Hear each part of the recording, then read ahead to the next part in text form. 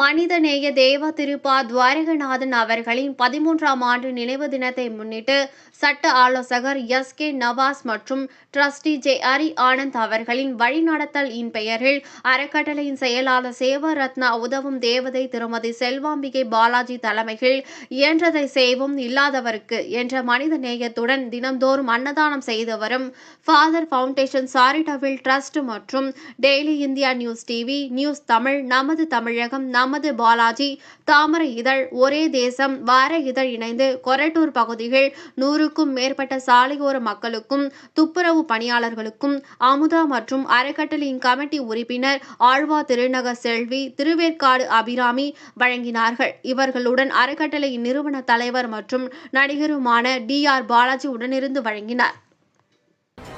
செய்திகளை சுடசுடவும் சூடாகவும் தெரிந்து கொள்ள எங்களை சப்ஸ்கிரைப் பண்ணுங்க. அப்படியே பெல் சிம்பலை கிளிக் பண்ணிடுங்க.